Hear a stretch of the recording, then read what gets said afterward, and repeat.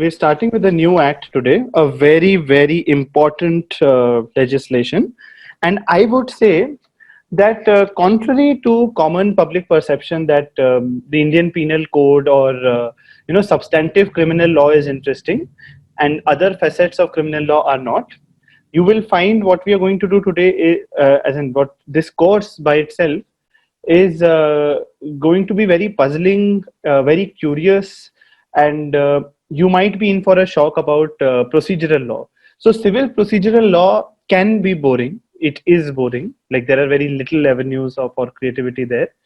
But in criminal procedure and in criminal trials also, these small changes here and there can make a world of difference. And the Indian Evidence Act, which is also a very, very old legislation, of course pre-independence, is one of the most important pieces of legislation dealing with the make or break factors in criminal trials. You can actually make or break factors in criminal trials, and how that it really makes a huge difference. So we have good material prepared for all of you. My pattern for teaching would be much similar to what we follow in Civil Procedure Code.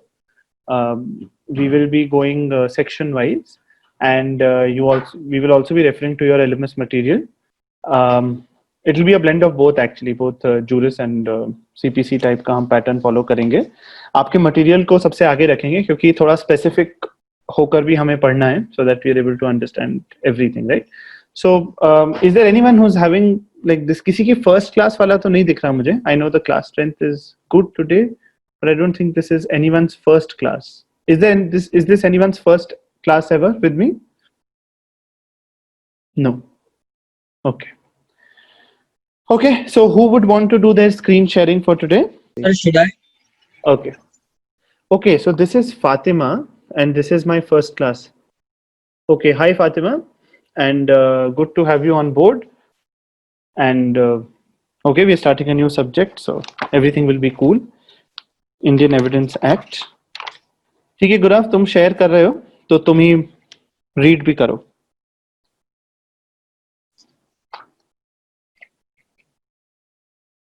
Okay, sir.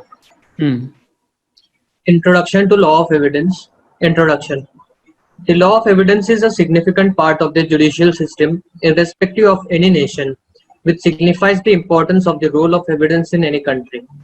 In the Indian context, the enactment of the Indian Evidence Act has significantly changed our judicial system, as prior to this, there were no codified laws on evidence, which enriched our judicial system by providing rules and regulations for ascertaining the shreds of evidence. Although the Indian Evidence Act is based on English law, it is a comprehensive legislation, also known as Lex Fori. Lex Fori means the law of the place where the question has arisen. For example, if a question arises on the competency of a particular witness or on the admissibility of a particular fact, it shall be decided according to the law of country where the forum, that is court, exists. Sir James Fitzjames Stephen is called the father of Indian Evidence Act 1872, as he had drafted the Indian Evidence, which was later converted into Indian Evidence Act 1872. Originally, the Indian Evidence Act contained 167 sections divided into 11 chapters and one schedule. But in 1938, the schedule was repealed. Now, the Indian Evidence Act 1872 has a total of 167 sections that are contained in 11 chapters. The Evidence Act came into force from 1st September 1872. It extends to the whole of India. Before the commencement of the Jammu Kashmir Reorganization Act 2019, the Indian Evidence Act was not applicable to Jammu and Kashmir. However, it is now applicable to the whole of India, including the Union territories of Ladakh and Jammu and Kashmir. The fifth schedule, Table 1S, number 44 of Jammu and Kashmir Reorganization Act 2019 provides, in subsection 2 of section 1, word, except the state of Jammu and Kashmir shall be omitted. This act came into force on 31st October 2019.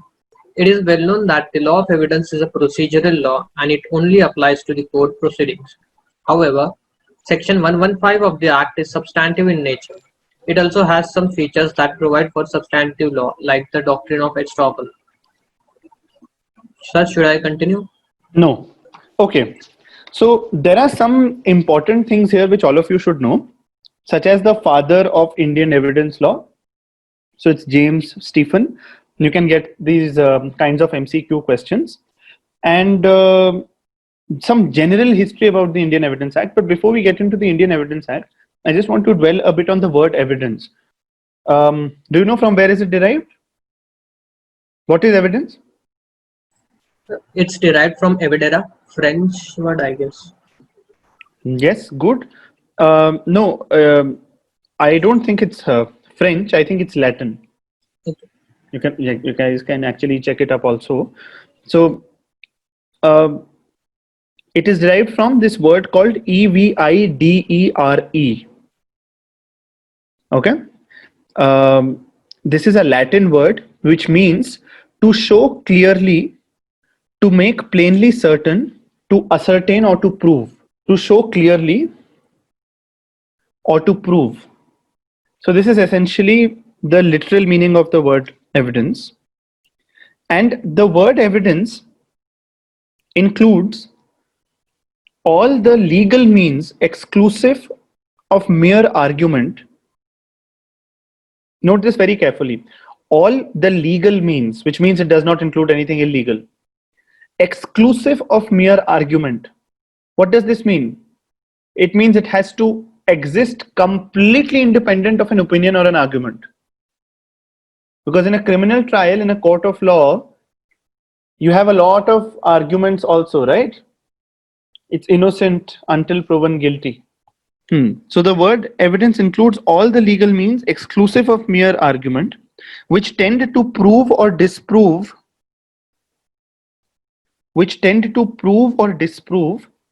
any matter of fact, the truth of which is submitted to judicial investigation. So this is a definition of the word evidence as understood in most modern legal systems. Includes all the legal means exclusive of mere argument, which tend to prove or disprove any matter of fact, the truth of which is submitted to judicial investigation. Unless the facts be correctly ascertained, howsoever accurate be the application of the substantive law, the result cannot be free from error. The first and most essential step towards a right adjudication is therefore to ascertain the facts correctly.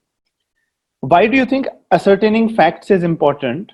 Do you know, as we travel up the ladder, as matters go in appeal, you cannot re-agitate or reopen questions of fact. Appellate courts proceed on an underlying assumption, a widely accepted assumption, that questions of fact will not be reopened. Questions of fact would largely be accepted as they are. Therefore, evidence law plays a very important role in determining those questions of fact. Okay. Apart from this, everybody understands lex fori, meaning the law of the forum. What were the problems with regard to colonial India is something you all know about. You had two broad divisions. One was the Adalat system of justice. The other one was the presidency court system, the English system. In English law, you had English rules of procedure as well as of evidence. Whereas in the Adalati system, you had almost hearsay. The vakils used to plead cases in a very informal way. Justice was in the nature of a charity show. So therefore, the Indian Evidence Act was a unique effort to try and combine the two systems. And much like CPC, we will find there are some evidentiary provisions also which carry the best of both worlds and even the worst of both worlds, meaning the English rules of evidence as well as the widely understood Indian rules of evidence. Okay.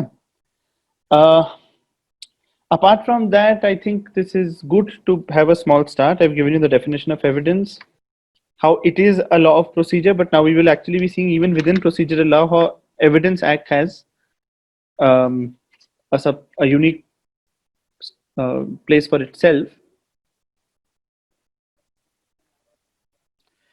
Also, I'll refer to one authority to just tell you a bit about what are the functions of an evidentiary court. What is the function of an evidentiary court?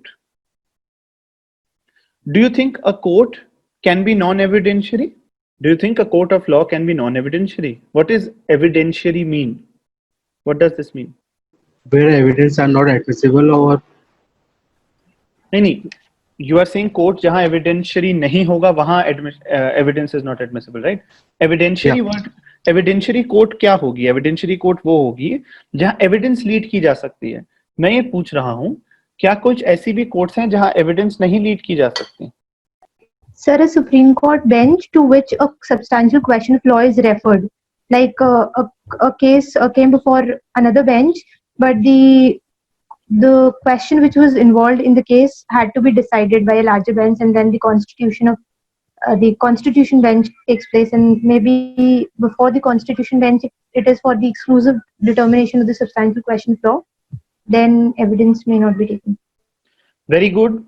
That's the correct answer I was looking for. Courts of law, जैसे आप ladder में आगे बढ़ते रहते हो, and when courts are grappling essentially with a question of law, not with a, about what is a question of fact, then there's a question of law, then there's a mixed question of fact and law. We can discuss them in detail, but essentially जब आप उन court से deal कर रहे हो जो questions of law से deal कर रही हैं, तो आप एविडेंशियरी कोर्ट उनको नहीं कह सकते. अगर वो courts are talking about, say, evidence of historical practices while dealing with a question of law, even then they are not courts of evidence.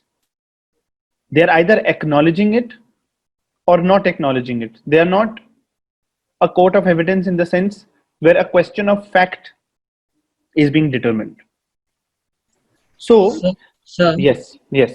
but case laws are considered, right, in this court. So won't it be a piece of evidence? Considering case laws would be a mixed question of fact and law. Considering case laws would be a mixed question of fact and law. By itself, considering case laws does not mean that a court is only a court of law. Okay? Whereas an evidentiary court can deal with a question of fact. It can also deal with a question of a mixed question of fact and law. Even an evidentiary court can at times deal with a question of law purely, but a court of law which is only dealing with a question of law is not a court of evidence, because evidence is essentially emanating out of the constituents I just dictated out to you. Can anyone repeat those few integral points about what is evidence? Sir, all legal means which are not merely arguments or opinions, which tend to prove or disprove any matter of fact, which is submitted for judicial scrutiny. Very good. Good. Now, I'm trying to tell you about the functions of an evidentiary court. एक evidence की court को दो कौन से cardinal चीजें करनी होती हैं. पहला, it has to ascertain the existence or non-existence of certain facts. दूसरा, it has to apply the substantive law to ascertained facts and then declare the rights or liabilities of the parties so far. Can you please repeat? Yeah, please. So, pehla, a function of an evidentiary court is to ascertain the existence or non-existence of certain facts. Dusra, to apply the substantive law to ascertained facts and declare the rights or liabilities of parties insofar as they are affected by such facts.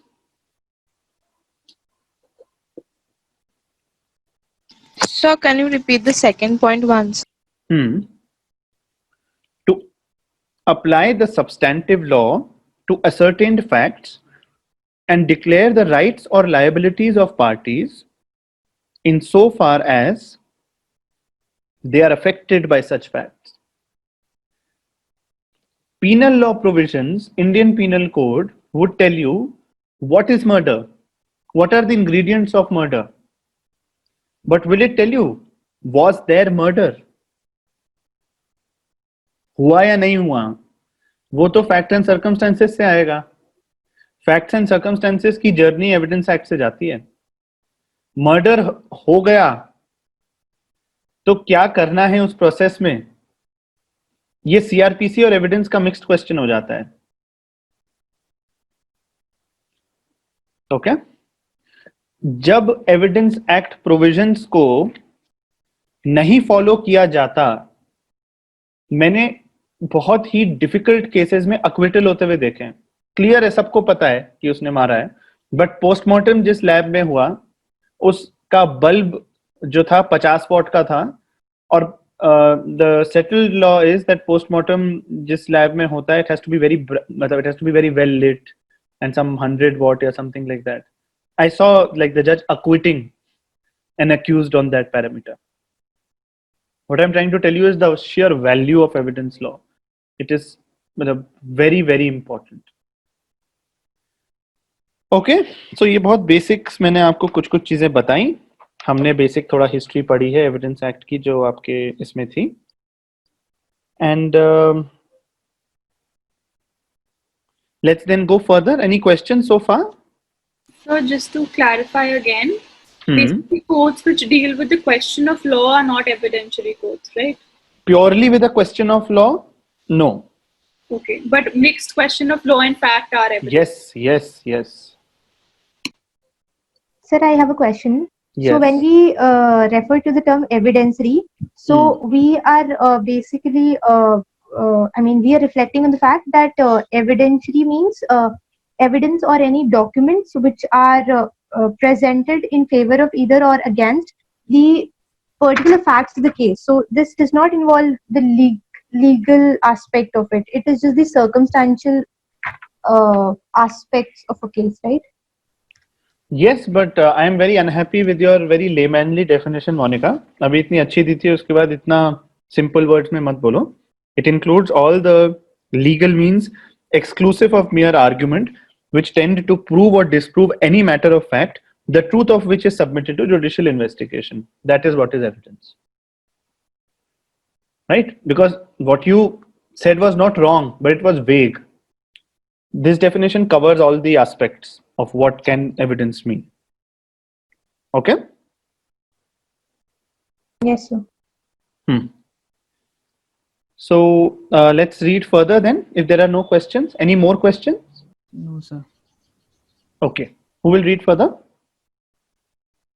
Don't raise your hand, सीधे बोल देना क्योंकि मुझे दिख नहीं रहा है अब. Yes, sir. हाँ, go ahead. Purpose of the Evidence Act. The purpose of the Act is to consolidate, define, and amend the law of evidence. The primary object of any judicial system is to administrate justice and protect the rights of the people. For administrating justice, every judicial system has to consider the facts of the case and extract the correct fact for complete the justice. It is here that the importance of the procedural law comes into existence, which provides different rules to check the value of the facts produced by law offender and by the victims. The complete corpus juris, that is a body of law. Second. So this is important. Purpose of Evidence Act is to consolidate, define and amend the law of evidence. Consolidate आप समझे, different court system से आते थे हम लोग, तो उसको एक जगह कर लेना. Define so that there are some standard set procedures जिसके through हम Evidence Act को, evidence के provisions को approach करें. And amend. Now, why do you think amending a law should be a purpose of the law? Why do you think we have amending the law as a purpose here? So that the law doesn't lose its value with the course of time. Give me an It example. doesn't. Suppose with the coming of an IT Act in this modern world, with the establishment of computers, if there was no procedure for amending Indian Evidence Act, then how could be the such computer-related things would be admissible in the court? Very good, Paliwal, very good. So things which are changing with time. You know, theft is changing with time, online frauds, all these things are happening today. So you need to like up the game. You need to quickly tighten all our legal provisions to meet with such threats. That is why amending the law, particularly of evidence, is say one of the key purposes of the law itself. Okay. Then it says the primary objective of any judicial system is to administer justice and protect the rights of the people. For administering justice, every judicial system has to consider the facts of the case and extract the correct facts for complete justice. It is here that the importance of procedural law comes into existence, which provides different rules to check the value of the facts produced by the law offender and by the victim. Even in your day-to-day lives, if someone, like if you suspect someone and they're trying to give you their version of facts, don't you listen very carefully for inconsistencies? For example, if someone says they were in the market, they're in a market and पीछे से, you know, you can hear some noise जैसे cinema hall में आती है, like there's a picture and वो कह रहे हैं हम market में, don't you like probe it sometimes कि अच्छा कहाँ पे हो, where are you? And then what is that exercise you are doing in your own mind? In a way, that is the exact exercise which the Evidence Act is doing with every crime, to corroborate things. Okay. So with regard to Mahim's question, it's a good question. Amendment procedure जो Constitution में दिया है, तो each act का अपना एक amendment procedure नहीं होता, but is the word amendment referring to a change of law of evidence applicable at the time in India? जो अमेंडमेंट प्रोसीजर कॉन्स्टिट्यूशन में इनफैक्ट हमने बहुत डिटेल में डिस्कस किया है in one of the classes, मुझे याद नहीं आ रहा, और 20-25 मिनट का एक मोनोलॉग जो था, उसमें आर्टिकल 368 का क्या इंटरप्ले है आर्टिकल 13 के साथ with regard to amendment procedure. जब हम कहते हैं amending the law is a purpose of the Indian evidence act, what we are trying to tell you is this is not one of those statutes, those colonial statute जिसमें लोग नहीं बोलते इसकी evidence खत्म, इसकी वैल्यू खत्म हो गई, ये पुराने लॉज क्यों पड़े हुए हैं, मतलब we need new laws, we need to completely revamp these things. To include amendment as a purpose of the Indian Evidence Act is to clarify that the Indian Evidence Act need not be understood by the word 1872. It has to be understood by the very fact that it's going to change. Like it is something which will respond to the needs of the time. This is one law which has to respond to the needs of the time. There can be laws which need not have responded to the needs of the time.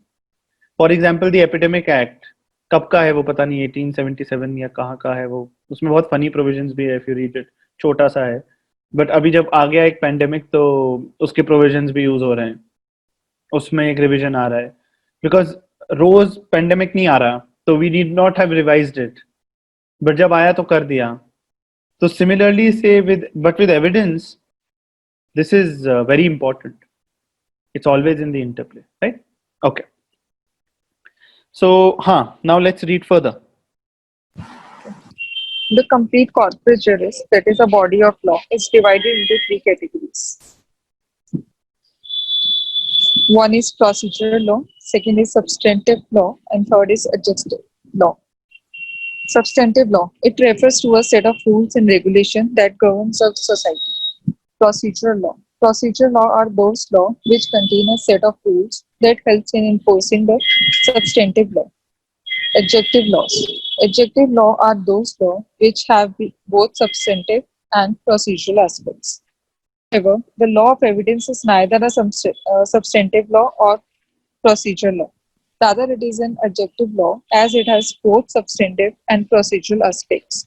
The general meaning of evidence is a body of fact and information indicating or adjudicating the value of facts or evidence. Okay. A substantive law is one that is clearly defining the body of law. लिखा ही है, set of rules and regulations. For example, the substantive law for murder would be section, and the punishment it entails would be section 302. the relevant provisions of the Indian Penal Code. For any punishment, the Indian Penal Code provisions जो किसी law को बता रहे हैं कि वो क्या है, कब वो अट्रैक्ट होता है, एब्स्ट्रैक्ट में, प्लीज रिमेंबर दिस, एब्स्ट्रैक्ट में, जनरली समझाने के लिए, that's substantive law. Then when we talk about procedural law, it contains a set of rules that help in enforcing the substantive law. अब murder is punishable, ये and वो और ये सारी चीजें हैं, but पुलिस के पास क्या पावर है to deal with a situation? कब पुलिस अरेस्ट कर सकती है, कब पुलिस को नोटिस भेजने हैं, क्यों अक्यूज्ड को कोऑपरेट करना है, क्या हो सकता है अगर अक्यूज्ड कोऑपरेट ना करे, कब पुलिस फाइनल रिपोर्ट डाल सकती है, कब नहीं डाल सकती है. जो आपकी क्रिमिनल प्रोसीजर कोड है वो purely procedural aspects of law से डील कर रही है. अब एडजेक्टिव लॉज क्या होते हैं? सब्सटैंटिव प्रोसीजरल तो आपको पहले भी आइडिया रहा होगा. Adjective laws are those which have both substantive and procedural aspects. It has both substantive and procedural aspects. And the Indian Evidence Act, its whole body, I would say, would fall in adjective laws. Many of you might want some example. The whole Evidence Act in a way is an example. I'll share with you how. We know कि law का content तो हमें Indian Evidence Act से नहीं मिल रहा. Content of law. लगता है at first blush कि हमें procedural चीजें पता चल रही है इंडियन एविडेंस एक्ट से, कि कैसे कोई मर गया तो मतलब उसको कैसे जमीन पे लेटा देना है, ये करना है, you've got to like what is the procedure for post-mortem, etc., etc. But if it were only procedure, ask yourself, what would it mean to lead evidence? If it were procedure, तो procedure comply किया या नहीं किया. Leading evidence, proving or disproving a fact, a relevant fact, all these things अभी आगे आएंगे आपके. तो इन चीजों का मतलब ही क्या होगा? Which means evidence law, even though it seems to be primarily procedural, is in fact not procedural, it's adjective. Because here are things जिनको आपने comply किया या नहीं किया, तो ये substantive law पर भी कौन सी चीज अप्लाई होगी और कौन सी चीज नहीं होगी, उसका डायरेक्ट बेयरिंग आ रहा है इससे.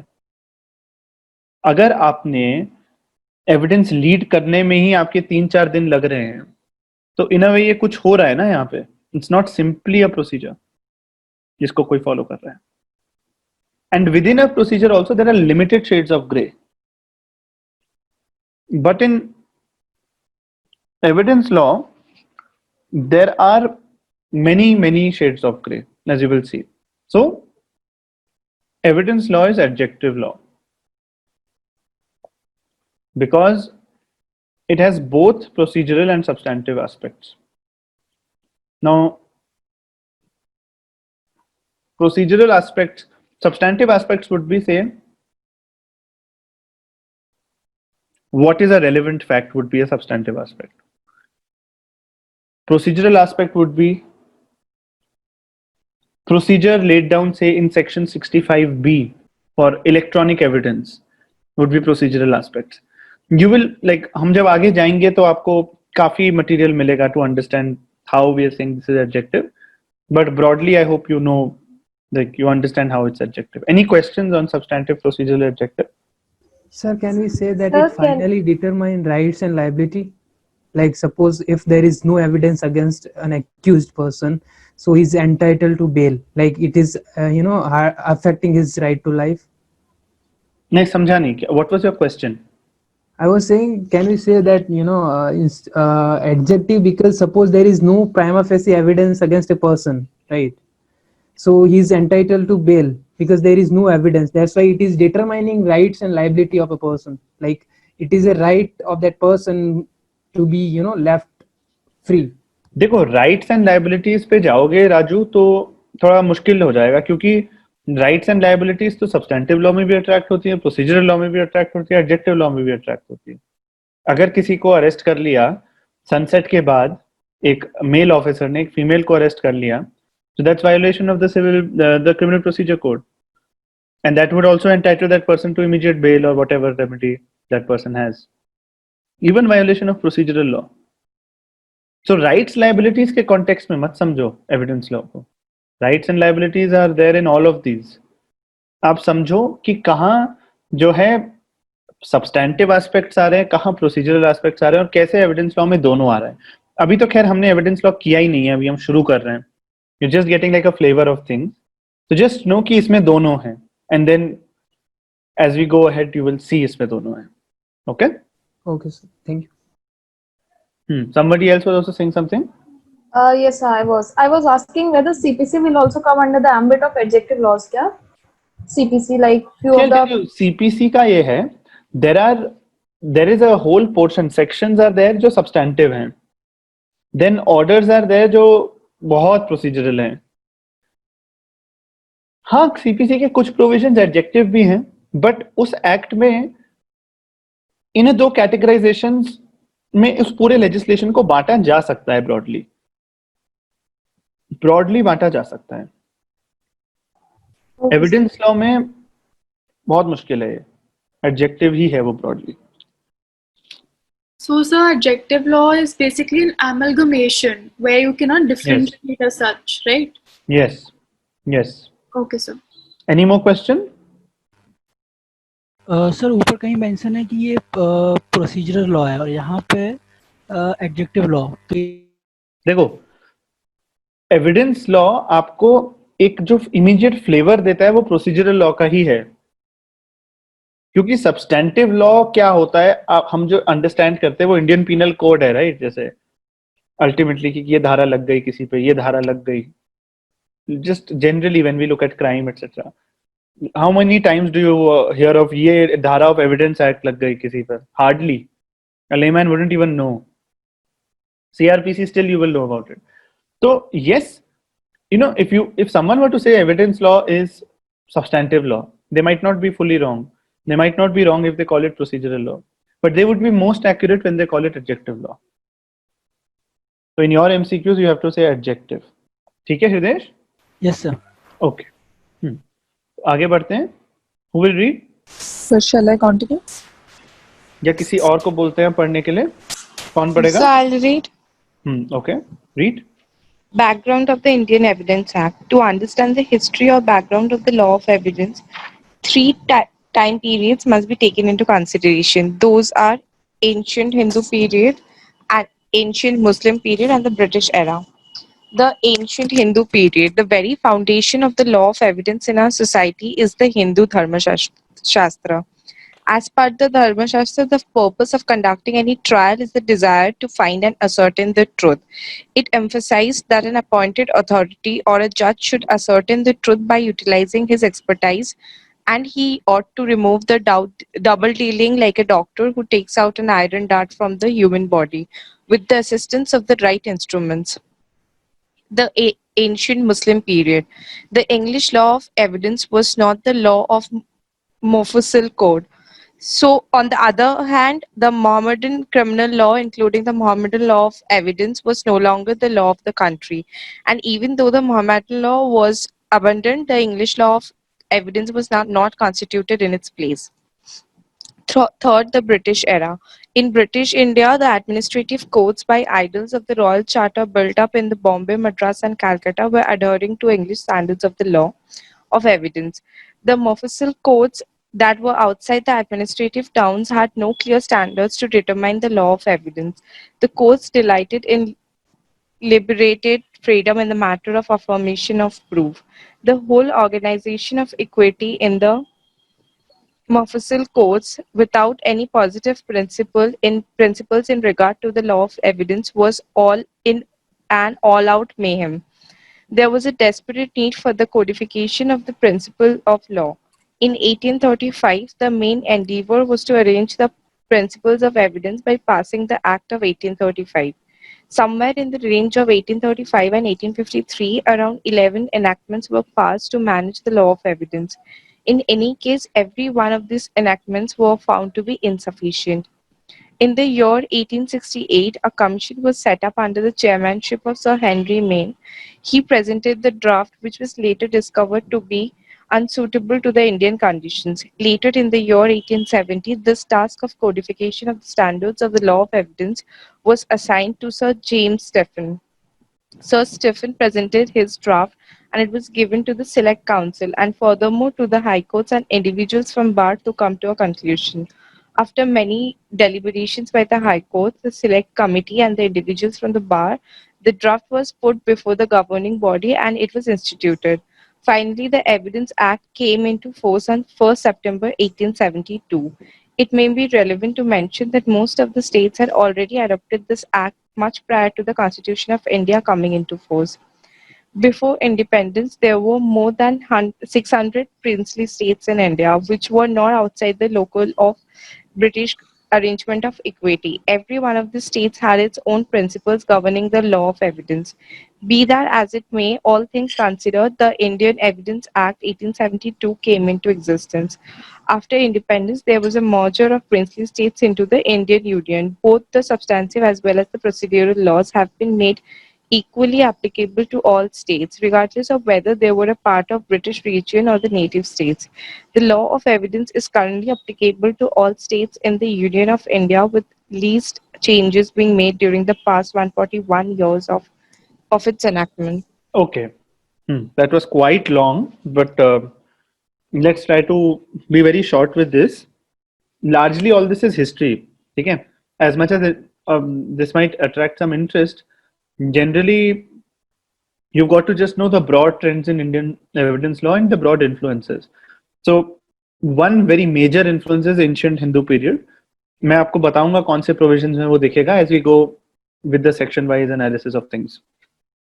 So, you can understand कि धर्मशास्त्रास में जो हमारे थे वहाँ पे माना जाता था कि the purpose of any trial is to desire and to find and ascertain the truth. If you remember this entire concept of Agni Pariksha, what was the Agni Pariksha? Anybody knows? I'm sure somewhere you would know. So it was So basic. Sita has to go. Sir Ram ji ने सीता से बोला था I think क्या क्यों purpose क्या था बोलने के लिए कि वो पवित्र हैं कि नहीं है तो if you look at it, the concept, the word is still used even in today's day and age, the Agni Pariksha of so and so things. It is like what we call in English language the litmus test of things. What is a litmus test? What does it do? To extract impurities. A little And finds out whether a substance is acidic or basic. Clearly categorizes things. Very correct, both of you. Right? तो Indian evidence law का जो धर्मशास्त्र का influence था वो बिल्कुल यही कहता था ब्लैक एंड व्हाइट. इवन आज भी हम यूज करते हैं ना दूध का दूध और पानी का पानी, small things. So all these things are this effort even in prehistoric legal systems, legal fiction, mythologies, etc., everything to find out the truth. That was the ancient Hindu period के बारे में. When we talk about the ancient Muslim period, तो Mohammedan criminal law में the Mohammedan criminal law, including the Mohammedan law of evidence, was no longer the law of the country, and even though the Mohammedan law was abandoned, the English law of evidence was not substituted. This entire concept of wise men sitting in the court of Akbar, you know, दीवाने खास दीवाने आम, and जो भी justice dispense करते थे वो बड़े knowledgeable लोग होते थे. and जब वकील अपना argue करता था तो उसको कोई भी चीज फैक्ट से प्रूव करनी होती थी, कुछ तथ्य दिखाने होते थे. All this is a part of our folklore of Birbal and Akbar also. Have any one of you like actively followed Birbal and Akbar? कोई है जो उसका कार्टून देखता है जो आता रहता है? No one? बहुत पहले देखे थे. Does anyone remember any one instance of Akbar Birbal you can narrate here so that you can write them in your answer about say folklore of ancient Muslim period as well? Yes, so when Birbal wanted to find a thief or someone, and he said the thief has something on his beard, and they started checking. Like the one person who had stolen started checking for his beard. Okay. So I remember Sword's story. Hmm. That in a tent there was a sword they all have put, and the people said that whoever has actually stolen something, so the sword will get it or something like that. तो उसमें onion लगा था, तो जिसने उसको touch नहीं किया, फिर they get to know कि अच्छा इसने टच नहीं किया, so he is the culprit. But I'll tell you, both the stories both of you have narrated, they are more an example of substantive law. Sir, Say, Birbal khichdi hmm. वाला example. कौन सा वाला? Birbal की खिचड़ी, where he was making a khichdi on a pot very high up the flame to determine whether a person who was standing in the lake, a cold lake all night, could actually obtain the heat of a small diya that was burning very far away. Okay, though I didn't, matlab, what I think you are saying, Pratibha, is an example which is more related to evidence law. One example I can give you is there's this very famous story where somebody had given a money lender his entire life saving as something to keep with him as a mortgage, and had taken something from him. And वो सारे उसके सिक्के एक पोटली में रखे हुए थे, and the पोटली was tied very well with a seal on the top. Now what happens is that जब वो जाता है वो अपना seal collect करने जो उसने वो mortgage में रखे हुए थे, तो जब उसका काम वो हो जाता है वापस दे देता है मनी लेंडर को, तो उस पोटली से पत्थर निकलते हैं, उसके सिक्के गायब होते हैं, पूरे गायब होते हैं. तो he accuses the money lender and it has to be proven कि money lender ने पत्थर भरे. पत्थर कैसे भरे? जब उस कपड़े की पोटली का seal is intact and everything, ऊपर से कुछ नहीं हुआ है, तो मतलब वो कैसे घुस गए उसके अंदर बिना कुछ करे. Then he really looks at it and he looks at the patch work and he finds that एक दर्जी है इन द रॉयल कोर्ट जो बिल्कुल अच्छे से ऐसे सिलता है कि वो पैच वर्क ऐसे रिप्लेस करता है कि पता भी नहीं चलेगा पैच वर्क हुआ है, तो कपड़ा फाड़ा गया है. तो something on these lines is से evidentiary value of something, right? It's a very famous Akbar Birbal story. I don't know if you can write it or even use it, but I'm just trying to tell you these concepts which we listen to as stories. This is one concept of evidence law, very clearly of evidence law, where you've gone into the nitty-gritties of things to try and ascertain whether something is right or wrong. Did you follow the story? Yes, sir. Yes, sir. Okay, let's come to the British era. British era में जो administrative courts थे and जो royal courts थे वो Bombay, Madras, Calcutta, presidency towns में आए and thrive करने लगे. जो मुफस्सिल कोर्ट्स थे, what are mofussil courts? Does anybody know? Mofussil आपने सुना है? Courts were under Warren Hastings criminal Very good. system of courts. और कौन बताएगा उसके बारे में? What about that? क्या करती थी ये क्या करती थी मुफस्सिल courts? What does the term tell you, मुफस्सिल? So Mufassil means a small area like a taluka or tehsil. हाँ, वो तो तुम ठीक कह रहे हो, पर जब हम प्रेसिडेंसी टाउन्स की बात कर रहे हैं फिर मुफस्सिल की बात कर रहे हैं, तो इसका क्या मतलब हुआ? Sir, I think it's more like rural districts in ancient times. ठीक है, all of you are not wrong. What I'm trying to tell you Is it like is that court of small causes? contrast it with the presidency towns. Mufassil courts were courts outside the presidency towns or areas outside the presidency towns जहां पर जो है British writ and British rule of law directly नहीं applicable हो पाता था. यहाँ था वो अदालती सिस्टम ऑफ जस्टिस. यहाँ पे वो एक जो है इंग्लिश मैन के कंट्रोल से बाहर के एरियाज थे जो अपनी मन की करते रहते थे. मुफस्सिल्स. ओके, हाँ, बाकी सब आपने ठीक कहा about मुफस्सिल्स. So the Mufassil courts that were outside the administrative towns had no clear standards to determine the law of evidence. यहाँ तो हुजूर जनाब आप कर दीजिए आपका बहुत अच्छा होगा, बहुत ही रैंडम फैक्टर्स इक्विटी बेस्ड जो है decisions of law and justice में प्रभावी हो जाते थे. इसीलिए मुफस्सिल कोर्ट्स की होने की वजह से कोई common system of law of वैसे जनरली भी नहीं आ पा रहा था, चाहे सब्सटैंटिव हो, प्रोसीजरल हो, चाहे एडजेक्टिव हो. सो ब्रिटिश एरा में जहां रॉयल चार्टर्स के थ्रू जो बिल्ट कोर्ट्स थे, एक तरफ वो थे एंड एक तरफ ये मुफस्सिल कोर्ट्स थे. एंड इसके बाद की पूरी ये कहानी है विच स्वागता रेड आउट, हेनरी मेन की, एंड वो कमीशन सेटअप हुआ, उसने एक ड्राफ्ट प्रेजेंट किया. उसके बाद इन 1870 टास्क ऑफ कोडिफिकेशन दिया गया जेम्स स्टीफन को. स्टीफन ने अपना ड्राफ्ट प्रेजेंट किया, फिर उसको एक सेलेक्ट काउंसिल को भेज दिया, फिर हाई कोर्ट्स को, और individuals from the bar to come to a conclusion. Who do you think were the individuals of the bar? Who do you think were these individuals from the bar? Judges of English court. तो वो individuals बार के होंगे? So lawyers. हाँ, ये lawyers कौन होंगे? At that time, who were practicing that in that. Who court will or they be? something. कौन होंगे वो? British. Englishman. Yes, English lawyers. What used to happen was Englishmen जब conquer करने जाते थे दुनिया को, उनका एक बड़ा set सा pattern होता था. They used to go around and they used to carry with them all members of every profession. तो कई इंग्लिश लॉयर्स भी इंग्लिश कॉन्क्वेस्ट में साथ आते थे और इन प्रेसिडेंसी कोर्ट्स में अपनी प्रैक्टिस वही चलाते थे.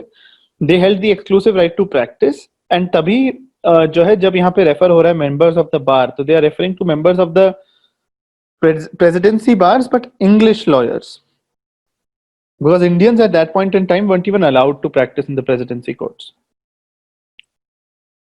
Okay? Yes. Okay. So इनको रेफर करा, इन्होंने भी अपनी अपनी बातें बोली, और फाइनली जो है एविडेंस एक्ट आया on 1st September 1872. It may be relevant to mention that most of the states had already adopted this act much prior to the Constitution of India coming into force. Why do you think in a pre-1950 India would states adopt the Evidence Act? Why do you think Evidence Act? Do you know there were many laws जो states ने नहीं adopt किए थे? Evidence Act is one of those जो सब states पहले ही adopt करके बैठ चुके थे, even princely states and even जो आपके ये North West frontier provinces and जो different provinces बन रही थी. Why do you think they adopted the Indian Evidence Act? So because it is, I think, one of the most universally, it contains one of the most universally accepted principles. So it was also necessary for administration of justice, and without this, there was not a channel to proceed with the substantive and the procedural law. Okay, that's also, one. there may not be any particular aspect of it attributed. Yes, sir. So if I may ask you, generally. दूसरा है कि हाँ बोलो. Sir, I was just saying कि there may not be any particularity attached to it, which might have been in other legislations which were not adopted by states. Okay. What are some of the pre-independence acts you know about? If I may say, between say 1850 IPC. and 1910. IPC is one. CPC. Is one. Two, मतलब दो हो गए. Contract 3. So Limitation Act. What is the year of the Limitation Act? Registration, I think. 5 हो गए. और कोई acts? Negotiable instruments. 6 और भी होंगे, but largely you will agree they will not be say more than 10 or 12 important legislations in that time, right? If you look at all of these legislations, they cover fields of law which were very important fields of law. Why were the others not important? In the sense that they were very commonly applied fields of law. So Evidence Act जब आया, तो everybody, every region was suffering with this irregularity or lack of consistency in the administration of justice. And when they were suffering from lack of consistency in administration of justice, तो जब evidence law आया और वो भी Englishman ने बनाया, तो एक बड़ा धारणा आती थी उस समय कि everything white is gold, everything white is much better than anything brown, and therefore the Evidence Act was very widely accepted by different regions of the country. Okay. So A, because it was very much in common use, and B, because it was something that had been framed by the famed Englishman. क्योंकि इतना सारा जो process है बार का involve होकर ये सब करना, that's not so for all the English laws. इतना सब कंसल्टेशन शायद बहुत कम laws में हुआ होगा. Any further question here, or should we move forward with the need for evidence law? So move forward. Okay. Who will read? Can I? Okay. तुमने पढ़ा है इसे अभी तक? नहीं sir. हाँ तो पढ़ो. Need of evidence law. Evidence is the only way by which the court can make interference to render a decision. Inferences. Inferences to render a decision. The definition of evidence explains that the evidence is the proof of any fact in issue. Thus, without evidence, will be no possibility of proving any fact in issue, or even to establish any fact in the case. It is very obvious that it is not a difficult task to obtain trust to violating the basic structure of law. But in the course of protecting those rights, the evidence law has come into picture. Evidence law provides us the basic principles and rules regarding the collection of evidence. Thus, the process of evidencing any fact or proof should be governed by well-established law. In order to accelerate the delivery of a speedy and fast justice, the law of evidence is not just a fundamental principle governing the process of proof, rather it is also a multidimensional purpose of governing the rules relating to the process of proof in court proceedings. While its smaller dimension is a special asset in the criminal trials, as it endeavors to protect the innocent and highlight the guilty person to administer complete and fair justice. On the other ground, the evidence rule also have the capability to obscure and prevent the truth from being disclosed in the public domain to protect public interest.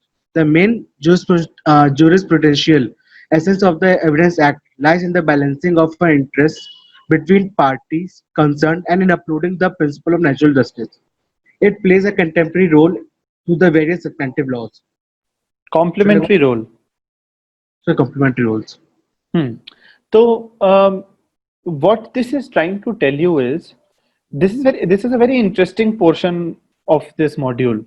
See, evidence is the only way जिससे court can make inferences, कुछ conclude कर सकती है while making a decision. Or the definition of evidence explains that evidence is the proof of any fact in issue, and thus without evidence there will be no possibility of proving any fact. Fact in issue and all of these things will come to when we start with the Bare Act, but generally. So what is this trying to tell you? दोनों चीजें बोल रहा है ये बोल रहा है it is important कि evidence के through हम किसी का guilt establish कर दें, prove कर दें. At the same time, it is important कि evidence के through हम कुछ information को गोपनीय रखें, publicly release ना करें. So evidence is a bit of both. It is also something through which you can establish guilt of individuals. It is also something through which you can at times prevent establishing guilt on someone who might not be very guilty.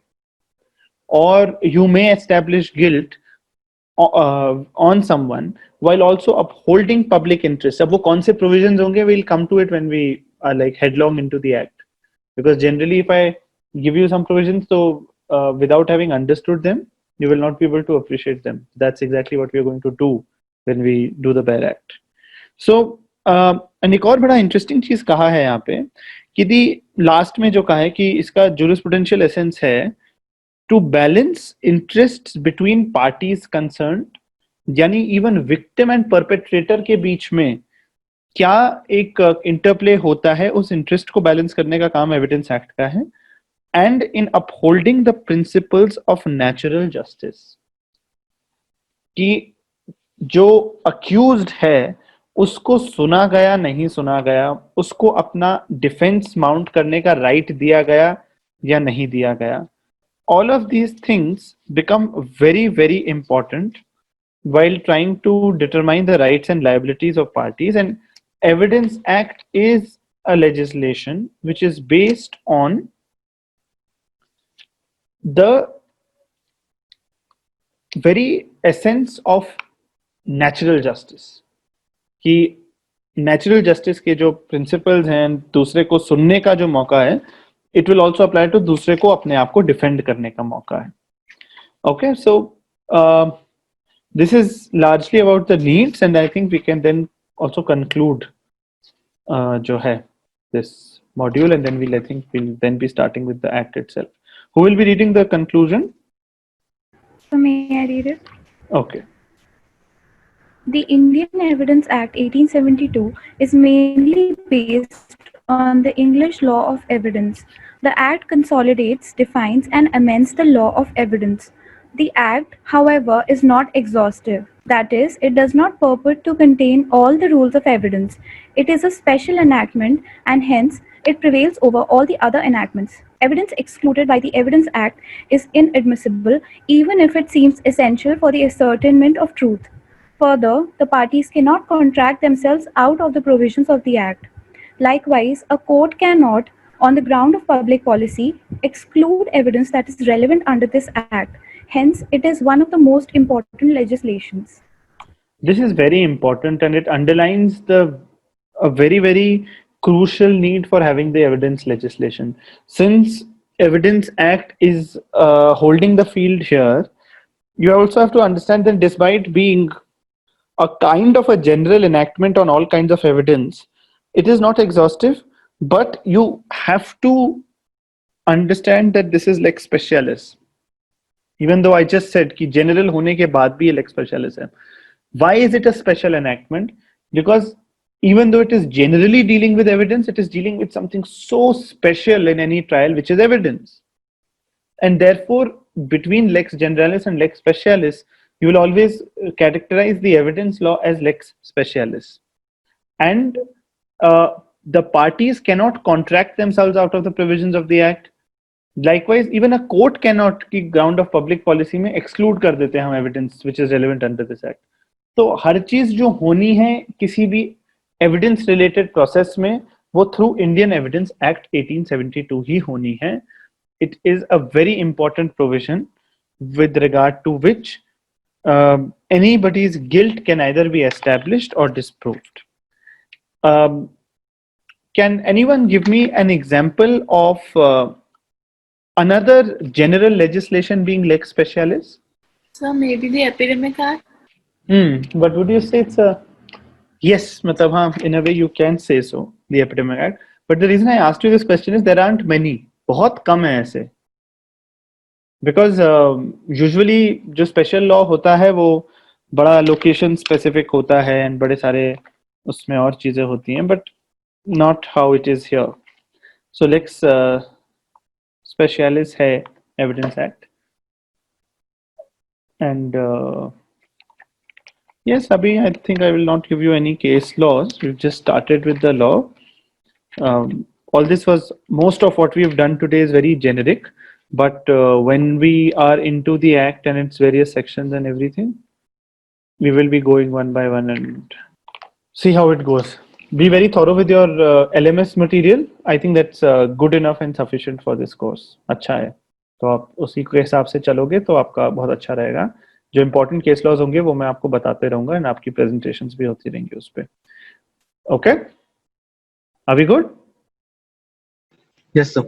Yes, sir. Yes, sir. Okay, then we'll Yes. start with the next module tomorrow. Good night. Bye-bye.